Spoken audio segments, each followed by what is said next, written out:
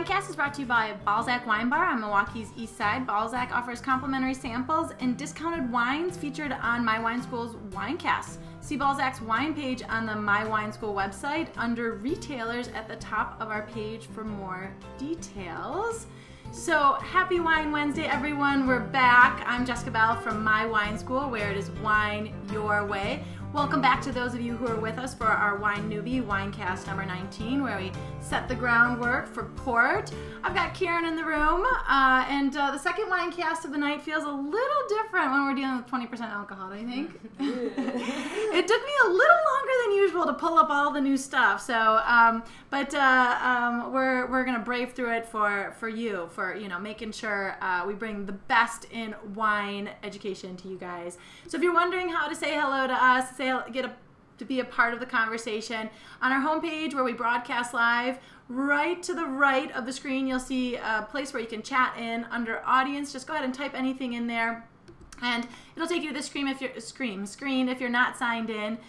You can either log in or sign up. If you decide to sign up, you fill in those 5 fields and boom, you are a part of the conversation. So here we are at WineCAST number 20, and this is designed for our wine explorers. And like I said, in WineCAST number 19, we set the groundwork for port, and now we're going to really dive in and talk about the styles of port. There's so many out there, and I think that is one reason there is confusion surrounding ports at times, is because there's just so many styles, you're not quite sure what is what. And for those of you who are with us, I want to hear how you would describe port in 2 words, just 2 words. Well, how would you describe port? Karen, do you have any ideas on how you would describe port in 2 words? I'm putting you on the spot. I would say fortified and sweet. Fortified and sweet. Perfect. Yeah, we talked about how we add brandy to port. And in that process, we're raising the alcohol and leaving, making it sweet. I love what people are writing in, though. Justin wrote happy, happy. Yeah, happy times 2. Happy squared, definitely. Chocolate and dessert from Christine. Sweet alcohol, good. I had chocolate's soulmate. Okay, it's like I said in the last WineCAST, it's one of the easiest ways to show how food and wine can affect each other so greatly. And then also liquid love. We talked about how in our family it really just makes us all love each other a lot more. And I really do love the social ramifications of port. It really brings and keeps people together, and it's got a lot of tradition. In fact, Karen, the tradition goes that, and this has been around for hundreds of years, that you're supposed to pass port from right to left. So I'm really enjoying our setup right now. Make sure the port always gets to me. But there is another tradition, which is very English. The English are, I think, a little passively aggressive sometimes because they're so polite. But if the port ever gets stopped at the table, you guys can use this these holidays. If it ever gets stopped at the table, you just ask them, "Excuse me, do you know the Bishop of Norwich?"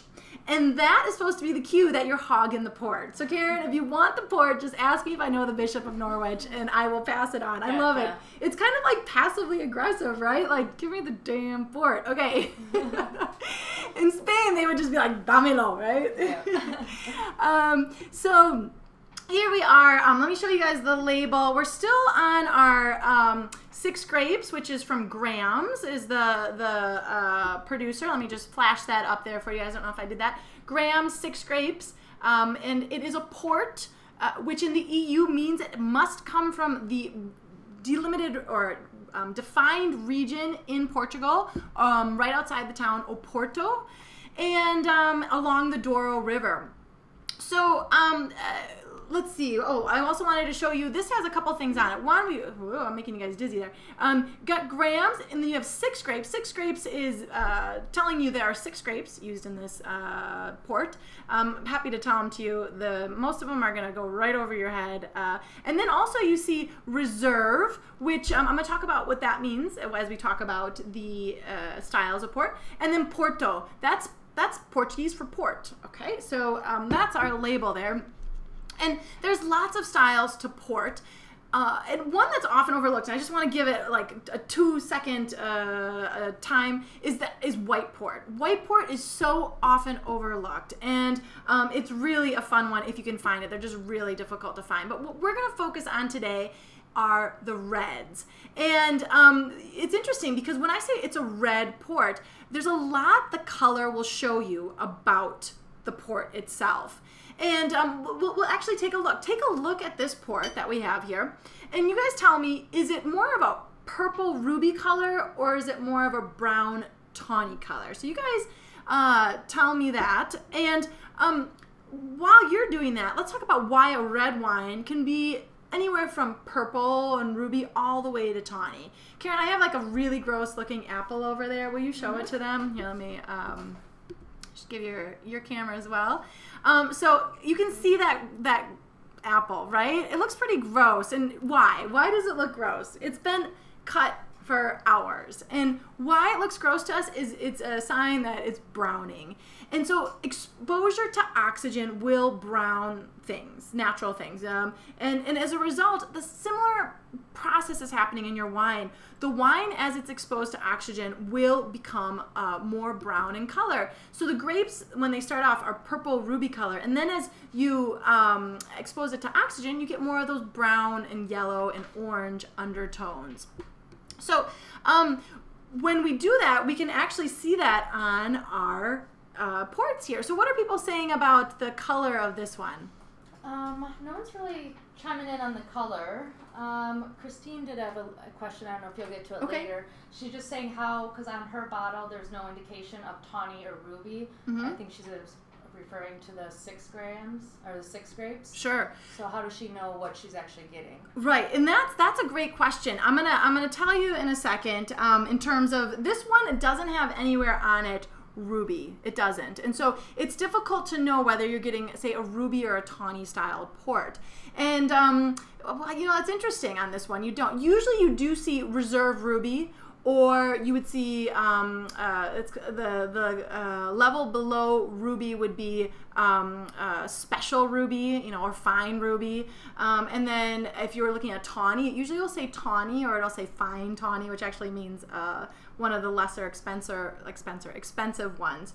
So it's a great question, Christine, because that is unusual that they don't have some kind of indication about what it is. Now, the fact that it doesn't say tawny, and there's no what we call age indication. I'm going to get to that in just a second. Here, I'll just show it to you. So this is actually a tawny port. Usually tawny ports, you can see on here, will actually have what we call an age indication if it truly is a tawny port, okay?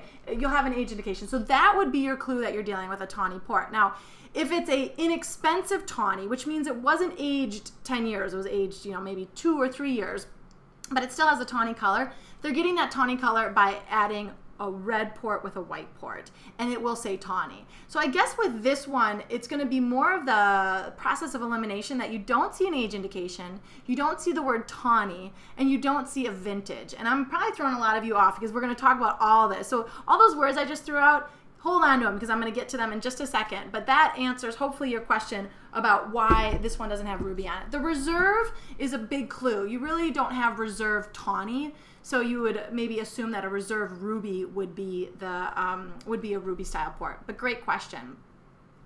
So let's see here. Where were we? So we're talking about port wines. You can actually put into 2 camps. Ruby and tawny. And Karen, you have, can you show the camera because you got better lighting here. So you can see with Karen's wines, the one on the right is actually the tawny. It's tough to see, but you're starting to get an orange brown note to it, okay? Whereas the one on the left, right, who knows what, but the darker one is our ruby style one. And there's a lot of different words you can use, but we're gonna use well done, Vanna. Okay, we're gonna be using ruby versus tawny. And so let's actually check how you guys are taking this all in, because it's a lot of information. Is Wine IQ, or Wine Interactive question number 1, which is meant to get you guys interacting, says ruby colored ports theoretically see as much oxygen as, more oxygen than, or less oxygen than tawny colored ports during their production. So go ahead and let us know, you know, we kind of alluded to it, but let's just make sure you guys are clear on this, that what happens, why are some ports ruby colored and others tawny? And while you're doing that, let's talk about how we can change the amount of oxygen during production and maturation of these wines. So a major way to do that is what the wine is stored in, or the vessel that it's held in. And you have some vessels that are what we call oxidative, or they let in oxygen, or we have others that do not let oxygen in. And so ones that are very closed to oxygen would be things like stainless steel, or even glass bottles are very good at keeping oxygen out. Whereas oak, on the other hand, oak barrels are a lot more penetrable by oxygen. And so with that, what are people saying on Wine IQ, Karen? Yeah, everyone's coming in with C. C, right. So ruby colored ports see less oxygen.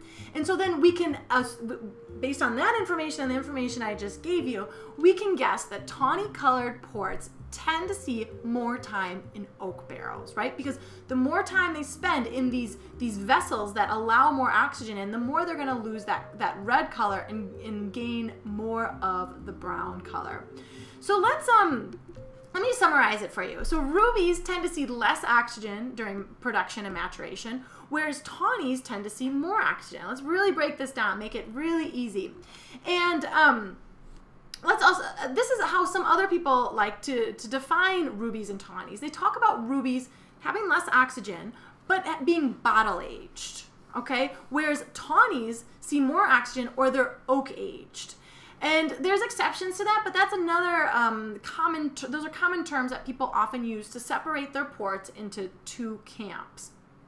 Now, when we look at these ruby ports here, these styles, we've got, on the ruby side, we've got something called fine ruby and vintage, okay? And those are going to see usually about 2 to 3 years in oak, and maybe up to 4 to 6 years. Whereas our tawny, on in our other camp, we have wines that are going to see at least 10 years in oak. I mentioned to you, this is a 10-year tawny, and you can see that it's called age dated. So you see the 10-year, and that's actually an average. It's not a minimum, it's an average, but all the way up to 40 years. And so rubies tend to, 2 years sounds like a lot for a ruby to be in oak, but when you compare it to 10, 20, 30, 40 years, it's actually a very little amount of time that the port sees in oak.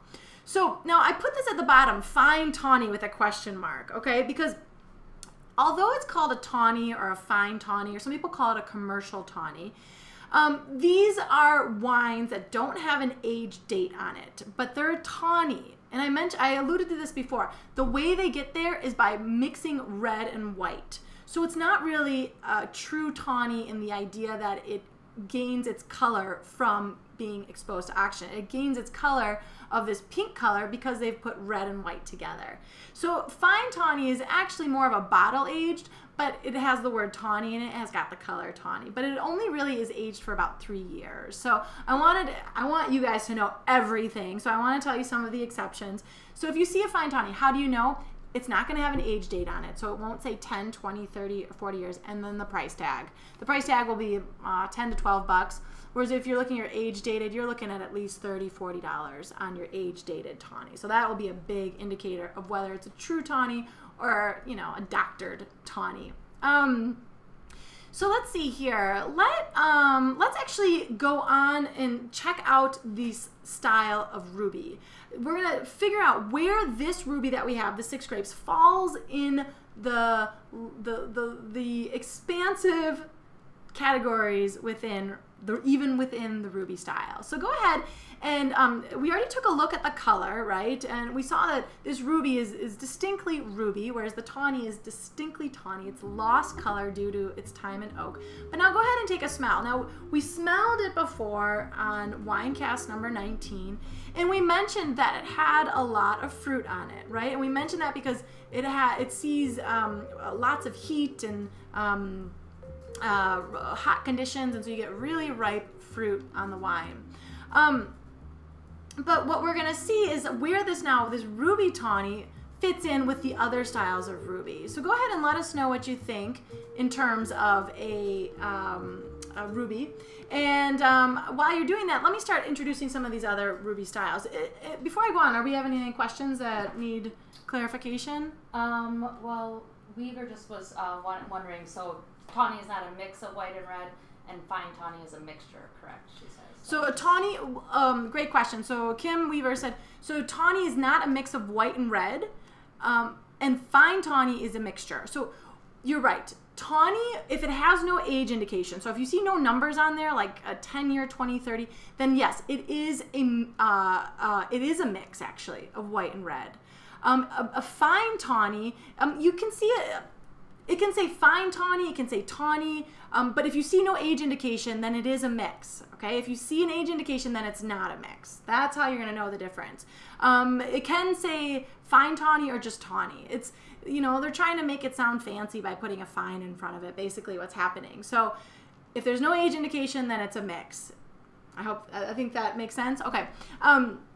So we've got a couple ruby styles. We're going to start with the fine ruby, which again is that fine is again just a way to kind of be like, okay, I know I'm at the bottom of the totem pole, but let's just like give me some like extra kudos here. So it's actually a ruby is a fine ruby is just a simple what we call multi-vintage, and I'm gonna get to that in a second. It's basically, it comes from good grapes, but not amazing grapes, and it's a blend of several years. So that's what a fine ruby is. Versus a vintage is only going to be made in the best years. And so it's going to come from only 1 year, and it's going to be excellent grapes. So that's a big difference between fine ruby and vintage. And vintage ports only make up about, say, 2 to 5%. I see different numbers, but a very, very small percentage of ruby, of ports in general, just of ports in general out there, a very small percentage.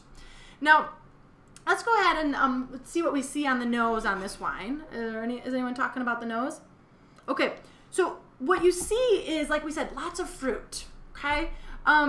Whereas we talked about the idea of a tawny would have more of nutty, caramel, honeyed, dried fruit, raisin. So there you have a difference between ruby and tawny on the nose, is that a ruby is going to be lots of ripe fruit and maybe some sweet spice, whereas a tawny is going to be lots of dried fruit characteristics, honey and caramel. Now, if we look at this bottle, right, you guys see that there's no vintage. So we must say, okay, if there's no vintage on this bottle, then it must be a fine ruby. But you know what? It's actually a little bit better than a fine ruby. And what suggests that is this word that we see at the bottom there, reserve. Ooh, there it is. Okay, so reserve. So now I'm adding another level of ruby styles. We've got fine ruby, like I said, was good quality. And then we've got vintage, which is excellent. A reserve ruby is somewhere in the middle. They're great grapes. They're really good, but they're not good enough to say, okay, they're going to be bottled on their own under one vintage. We're going to still mix them with other vintages. So it's going to be a multi-vintage or a non-vintage. But it's still great grapes. And so another word for reserve ruby is vintage character ruby. So it's saying, I'm like a vintage, but not so much yet, okay? So that's what we've got here, is a reserve ruby. And how is this different from, say, a fine ruby? Well, it's going to have more flavor. It's going to be smoother. It's going to have more complexity. And how is this different from a vintage? Well, this is going to have a lot lower tannin on it, and it's going to be less complex. It's going to be less intense. And those are probably the biggest differences between the three. Now, let's talk about another level, okay? Oh, actually, go ahead and take a sip. I want you guys to be drinking. Cheers. Wow. And what you're going to see is this one is definitely very sweet. And if you take a sip, I want you guys to think about, I mentioned tannin, alcohol, and flavors, okay? Really focus in on those three things. Flavors, alcohol, and what did I say? Tannin. Okay, forgetting everything I'm saying here. So let me know what you guys think. And what we're going to see is, like I said, this wine has very low tannin. So a fine ruby and a reserve ruby, low in tannin. A vintage would have high tannin. And why? Because you need tannins to age. And a vintage can really age. And so that's why we see lots more tannin on a vintage. I mentioned flavor. The vintage quality port would be through the roof intense with flavor, whereas this is good, but you still get, you know, it's just not excellent grapes. It's good grapes. And then I mentioned complexity as well. And those three things, tannin, flavor, and complexity, and even some sugar, is going to allow a vintage port to age. Now, just to throw one more wrench in the cogs here, I'm going to add one more level of ruby style ports. So we've got fine ruby at the low end. We've got a reserve ruby here. And then we've got something called a late bottle vintage. Okay, late bottle vintage is the idea that they said, okay, we've got these grapes. They're great grapes. These are really good grapes. And you know what? They might be good enough to be bottled on their own as a separate vintage, but we're not sure. So we're going to wait a little bit longer, and we're going to wait after the time that's required to it's called declaring a vintage. So they're going to wait after the time, and they're going to declare it later. And so it's bottled late. It's a late bottle vintage. So now you have one vintage on there. It's great grapes, but it wasn't as good as a vintage. And it's some of them can age and some of them can't. So this is a lot of information. So what I'm going to do is summarize it all for you guys, okay? And then we're starting to run out of time, but I'm going to make it all clear in the end, right? Even through 3 bottles of port, this is all going to make sense. So here we go. We have our 4 styles, our 4 major styles of ruby ports, ruby style ports. And what we've got is from ruby to vintage, this is the quality of grapes. We go from good grapes to great, and we've got to have excellent grapes by the time we get to a vintage port. Now, when we talk about whether there's, where do the grapes come from? For a ruby and a reserve ruby, they're going to come from many years, meaning it's non-vintage. That's why you see the NV, non-vintage. Whereas late bottle vintage and vintage, it has to come from 1 year. So you will see a vintage on the label, okay? Now, in terms of price points, rubies are usually around $10. So this is going to be, if you forget everything else here, you'll know exactly what kind of style it is just based on the price points. Reserve rubies tend to be about $15 to $20. A late bottle vintage is a great value, especially if you get one that's in a vintage style, which I'll talk about in a second if we have time. And those are about $25 to $30. And a vintage, I mean, $50 was being very generous. $50 is really inexpensive for a vintage port. They're usually more around $70, $80, $100+. So that is going to be you're going to know the difference between a late bottle vintage and a vintage based just on the price tag. And then when you look at how do we consume them, when do we consume them, ruby and reserve ruby and most late bottle vintage ones are made for immediate consumption. Do not age these. I repeat, do not age these. These are bottled and meant for aging. How do you know if you're not sure? You open it up. If it's got what we call a tea stopper, like this, it's made for immediate consumption. Drink it, okay? I know it's hard to know if you don't open it, but if it's sealed with a cork, then it can age. It's a sign to you that that wine, that vintage wine or some late bottle vintages are sealed with a cork. They can age. And if they can age, then this is what we do with them. So if they can age, some late bottle vintages and all vintage should be decanted. The reason for that is that they're bottled what we call unfined, unfiltered. They don't take out big particles in the wine. As a result, over time, those fall to the bottom, and they're not pretty. They're like sticky and gooky, and you do not want it in your bottle. But you know what? If you do get it, use it for your gravy. This is like a great recommendation, is just take the last part of it and use it in your gravy or a recipe. It adds a lot of flavor. But ruby, reserve rubies, and most late bottle vintages, you do not have to decant. There's no sediment that will be thrown on those. So let's see. I think I went through it all. Are there any questions, or have I completely lost everyone? All good? No questions. All right. I don't know if that's a good thing or a bad thing. But these are, we really dove into the styles of vintage, we really dove into the styles of ruby ports. And in the next one, we're going to compare, I don't know, what are we going to do in the next one? Tawny? No. Kieran's hoping for tawny ports. No, I forget. I don't know. We'll figure it out in the next one. But we're going to be talking more about port in the next one. I promise you that. And Oh, I'm seeing some things. Oh, alcohol and figgy. Perfect, Justin. I like your descriptors. So let's, we're going to have to sign off because we're going to start again in 5 minutes, and it'll be a surprise to me, too, what we're talking about. So I am Jessica Bell from My Wine School, where it is wine your way, and we'll see you at the next WineCast.